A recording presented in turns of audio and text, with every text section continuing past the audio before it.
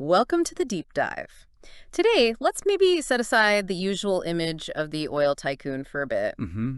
We're really zeroing in on what defined John D. Rockefeller Sr., and that's his profound prudence. Yeah, prudence is a great word for it. It wasn't just being careful with money, was it? Not at all. It was more like a strategic superpower, it Yeah, fueled pretty much every stage of his success. right.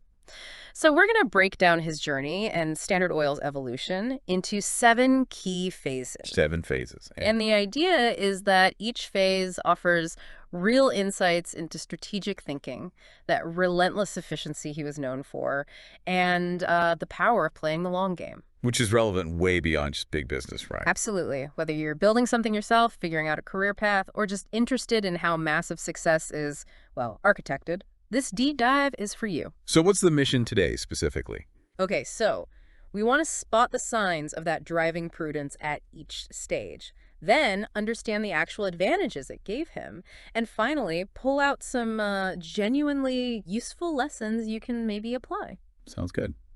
And this is based on looking at his life story, Standard Oil's history, looking for those patterns. Exactly. We've sifted through the accounts, really hunting for those recurring examples of shrewd, prudent decision-making. Okay, let's dive in. Where does it start? Even before oil, right? Yeah, way before. What's fascinating is this prudence, it shows up super early. Like when he was just 16. 16. Doing what? He was a bookkeeper for a produce commission firm back in Cleveland. Ah, the famous first job. Right. And he wasn't just, punching a clock. Reports say he worked incredibly long hours, really got into the details, especially transportation costs. Well, that comes up again and again, doesn't it? Transportation. It really does. He got a handle on those fluctuating rates very early on. And then he moved pretty quickly into his own thing. Yeah. By 20, he's launching his first business partnership. And even then, you see the calculation. He actually borrowed money from his father to get the capital. Which says a lot, right? Both about his ambition and maybe his father's belief in his careful approach. Definitely. So if we're looking for those early signs of his driving force, what stands out? Well, first, that meticulous record keeping, almost legendary, a habit his father apparently drilled into him. Okay, documentation. What else? Second, he genuinely seemed fascinated by, the systems of business. He apparently said he enjoyed all the methods and systems of the office. Not everyone feels that way about bookkeeping. Oh, no. True. And third, crucially, that early grasp of costs, especially transport. And, not just understanding them, but actively negotiating better rates, getting rebates. So not just accepting the sticker price. Never. He saw it as a key lever, even back then. And the benefits of starting out this way? Pretty clear, I guess. Oh, definitely. Yeah. First, just invaluable hands-on experience. Operations, finance, the whole picture. Then, that deep understanding of logistics, transportation costs, that became a huge strategic edge later in the oil game. We'll definitely come back to that. And he was making money from the start. Consistently profitable, building that capital base. So lessons for entrepreneurs, even from this very early stage. Absolutely. Lesson 1. Master your unit economics. Really, truly understand your core costs. And like Rockefeller found, logistics is often huge. Know your numbers, basically. Deeply. Yeah. It's not just about saving pennies, it's the foundation. Second, financial discipline. Those meticulous records. They give you the intel for smart decisions, for long-term growth. Makes sense. And third, always negotiate. Don't just accept the first offer or the posted rate, especially on fundamental costs. It can make a massive difference. Okay, solid foundation. Now let's turn to his entry into oil. This was around 1863. Yeah, 1863. And again, notice the prudence. While everyone's going crazy over drilling, this sort of high-stakes gamble. Right, the wildcatters. Exactly. Rockefeller takes a much more calculated step. He focuses on refining. Why refining? Stability. He saw it as having more predictable costs, more control, compared to the sort of boom and bust nature of finding oil. It was a strategic assessment of where the real long-term power was. And this led to Standard Oil. Eventually, yes. Standard Oil of Ohio was formed in 1870. He brought in partners like his brother William and Henry Flagler, who was crucial. Okay, so what's striking about this strategic focus? Well, first, just identifying that stability, Yeah. seeing that refining, while maybe less glamorous than striking oil, was more predictable. That shows real risk assessment. Thinking long term. Completely. Second, look at his investment strategy. He actually borrowed significantly to buy out partners and get control of a key refinery. That wasn't a whim. It was a calculated bet on his vision. A really pivotal moment. Taking on debt, but strategically. Right. And third, building that team. He didn't try to do it all. Partnering with Flagler, with Samuel Andrews, who was apparently a refining genius, leveraging diverse skills. That was smart. So the benefits of focusing on refining. Huge benefits. It shielded him from those wild market swings tied to oil discovery. Much less risk. Okay. It also allowed him to implement systems efficiencies. You can control costs and processes in a refinery in a way you just can't out in the oil fields. More operational control. Exactly. And that stable, efficient refining base became the platform, the foundation for everything that came later, the expansion, the consolidation. Makes sense. So lessons from this stage for people building things today. Yeah, I think three key ones. First, really analyze the whole value chain in your industry. Where's the stability? Where's the strategic advantage? It might not be the most obvious part. Or just follow the crowd. Right. Second, focus on controllable costs. Try to build your core business around areas where you can actually manage and optimize expenses effectively. Like refining versus drilling. Precisely. And third, choose your partners wisely. Look for complementary skills, people who bring something essential you don't have, especially if you want to scale up. Okay, so he's got his refining base. What's next? This is where the efficiency obsession really kicks in. Oh, absolutely. Yeah. Stage 3 is all about operational excellence. Rockefeller wasn't just refining oil. He was on this relentless quest to cut waste, save costs, make every single step more efficient. Almost legendary, his focus on pennies. Yes, but it went way beyond pennies. It was systemic. Think about byproducts. Other refiners were just discarding stuff. Like waste material. Exactly. Rockefeller saw opportunity. Standard Oil actually invested in R&D to figure out uses for this waste. Like what? What kind of stuff? Things like lubricating oils, paraffin wax, Vaseline eventually came from this, even fuel gas they could use in their own operations. They turned waste streams into revenue streams. That's pretty innovative for the time. Definitely. And it wasn't just byproducts. Think about his vertical integration of services. What do you mean? Well, instead of paying external suppliers high rates, he started doing things in-house. He hired his own plumbers, which cut repair costs drastically. He built his own barrels because buying them was expensive and quality varied. Controlling the inputs. Precisely. Oh. All driven by this relentless focus on optimization. Cost-cutting wasn't just a slogan. It was embedded in the culture. Find value in waste, control your inputs. So the benefits of this operational excellence, pretty obvious, I guess. Yeah, huge competitive advantages. First, superior profit margins. By using byproducts and slashing operating costs, they could make money even when oil prices were low, squeezing competitors. Right. Second, those byproducts created entirely new markets and revenue sources. Diversification, essentially. And third, bringing services like barrel making in-house just streamlined everything and lowered unit costs dramatically. More efficiency, more control. Okay, lessons here on achieving operational excellence. Number one, waste is opportunity. Look at your waste physical materials, maybe even underutilized time or data. Could it be turned into something valuable? Rethink what waste means. Exactly. Second, question every single expense. Don't just accept industry norms. Could you do it cheaper? Could you do it in-house more effectively? Challenge the status quo on costs. Be relentless. You have to be. And third, invest in innovation. But not just for new products. Invest in R&D for efficiency. Better processes, smarter ways of working that can unlock huge value too. Okay, this sets the stage for the next, perhaps more controversial phase.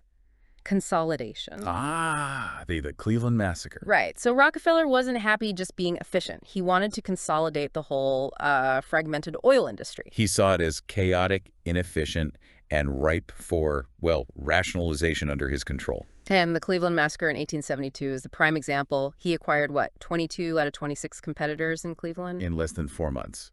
It was incredibly rapid and decisive. How did he do it? What were the tactics? Pretty calculated. Often he'd approach a rival, maybe show them Standard Oil's books to highlight just how much more efficient his operation was. Sort of an implicit threat. You could see it that way. Or just demonstrating the inevitable, perhaps.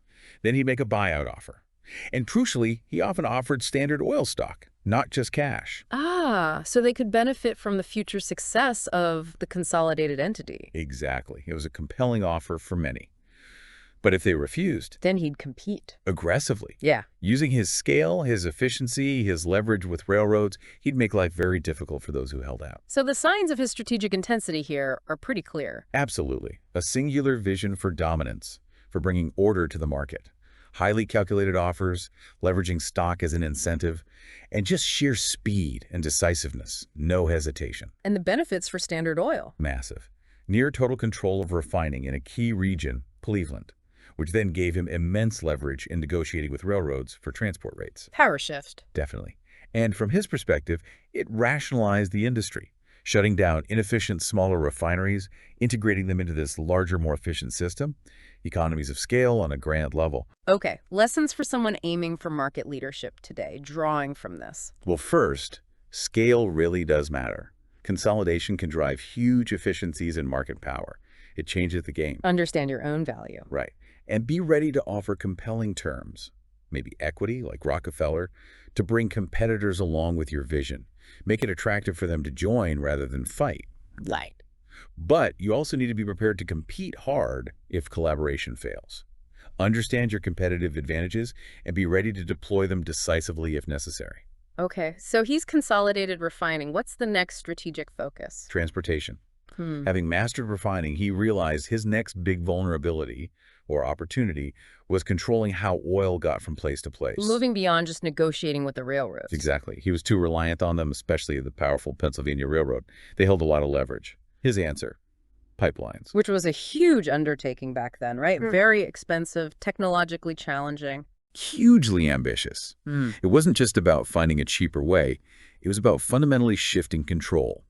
He invested massive amounts of capital to acquire existing pipelines and, crucially, build new ones. Directly challenging the railroad monopoly. Head on. It was a direct challenge to one of the most powerful industries in the country. So, the signs of foresight here, what does this move show us? It shows his drive to reduce dependency, eliminate reliance on powerful external players for critical functions. Taking control. Yes. It shows a willingness to make huge, long-term infrastructure investments to achieve that control.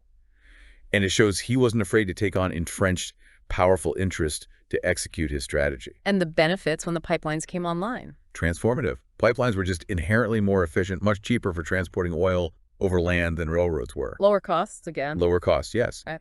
But also increased control.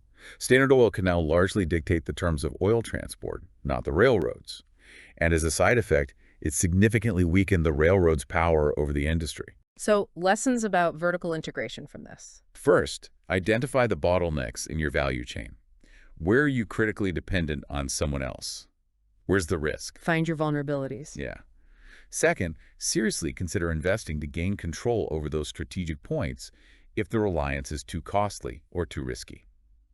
Bringing key functions in-house. Like the barrels, but on a much bigger scale. Exactly. And third, sometimes that means building your own infrastructure. If existing options are inadequate or controlled by competitors or uncooperative parties, creating your own capacity might be the most prudent long-term move. Okay, so he controls refining, he controls transportation, the empire is getting massive. How does he manage it all? That's the next challenge, right? The sheer complexity of managing these vast, geographically spread out assets was becoming unwieldy. So what was the solution? The Standard Oil Trust, formed in 1882. This was a really pioneering, though later controversial and legally challenged organizational structure. What did it actually do? Basically, it allowed a central group of trustees led by Rockefeller to manage all the various Standard Oil companies across different states as a single unified entity. It got around state laws that limited corporations' ability to own stock in companies in other states. Ah, a legal innovation to enable centralized control. Pretty much. It was designed specifically to manage this sprawling empire under one strategic direction. It wasn't just about getting bigger. It was about managing that bigness effectively. And did he still manage day to day? Less and less.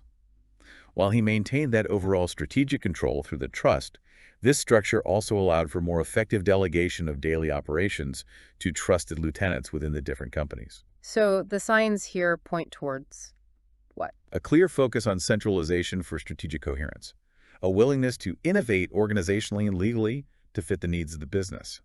And understanding the need for delegation within a controlled framework. You can't micromanage an empire. Right. And the benefits of the trust structure, at least initially? Well, it definitely allowed for more streamlined decision-making and resource allocation across the board.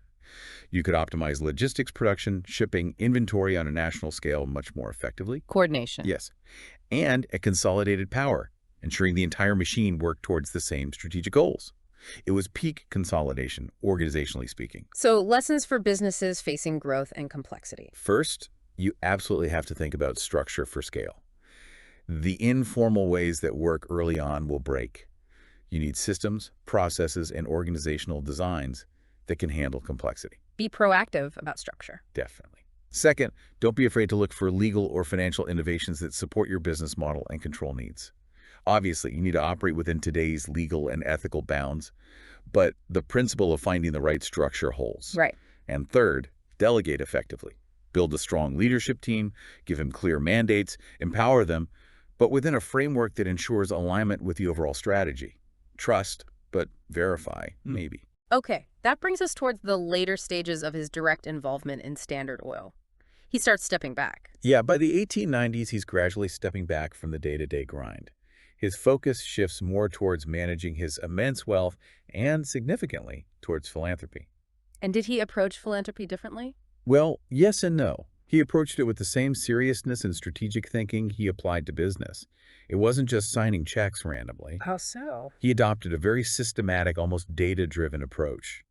He was influenced by people like Andrew Carnegie and heavily advised by Frederick Taylor Gates and later his own son, John D. Rockefeller, Jr. Systematic giving. Exactly. He established major foundations, the Rockefeller Foundation being the most famous, with clear goals, often focused on huge problems like public health, medicine, and education. Think big strategic bets. And managing the family wealth. Also very structured. He set up trusts, complex legal instruments designed to manage and preserve the family fortune for future generations, while also funding the philanthropic work. So the signs of his prudence, even in this final stage. You see, that systematic approach applied to giving formal foundations, clear objectives, measuring impact. It wasn't casual charity. Right. You see the long-term thinking in wealth preservation through trusts, planning decades, even centuries ahead. And you see a focus on instilling values. He actively involved his son and later generations in the philanthropy, passing on that principle of to whom much is given, much is expected. And the benefits of this legacy planning. Impact. Immense. Just massive societal impact from the foundations. Their work in public health, like fighting hookworm or yellow fever, fundamentally changed lives. They helped establish major universities like the University of Chicago. Truly world-changing stuff. Absolutely. And the trusts ensured the family's financial security, but also their continued ability to be major philanthropic players for over a century now.